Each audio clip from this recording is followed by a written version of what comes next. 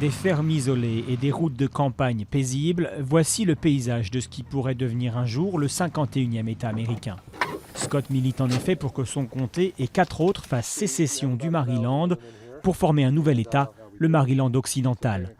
Un droit inscrit dans la Constitution. Un nouvel État peut se séparer d'un État existant s'il a l'accord du Parlement de l'État qu'il veut quitter et l'aval du Congrès des États-Unis.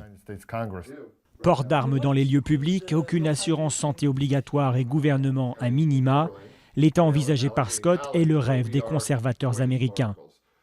Un idéal impossible selon lui dans le cadre politique actuel, car le Maryland est largement dominé par les électeurs des grandes villes, plus à gauche.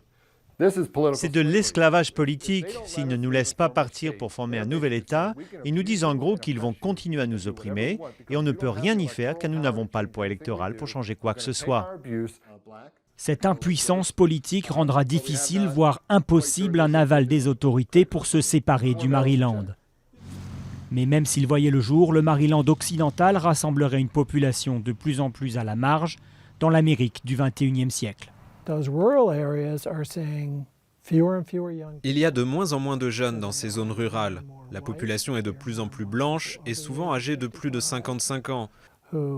Ces gens ont une vision du monde qui est très traditionnelle et ils ont beaucoup de mal à s'adapter au monde actuel. Scott passe désormais ses soirées à rallier des sympathisants et à répondre aux nombreuses questions, notamment sur le financement de son hypothétique nouvel État. Tom, lui, est acquis à la cause.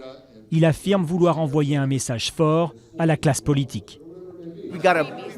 Il faut se battre et franchir ces obstacles.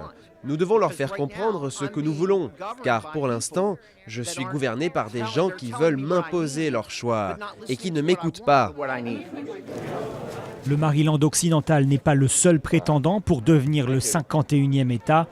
Des initiatives populaires ont également vu le jour dans le Colorado, l'Oregon et le Texas.